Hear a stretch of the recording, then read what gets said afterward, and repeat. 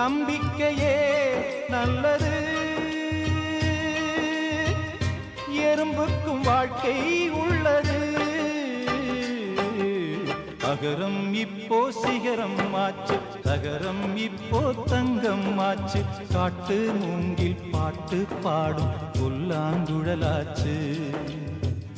சங்கீதமே சந்நிதி, சந்தோஷம் சொல்லும் சங்கதி. அகரம் இப்போ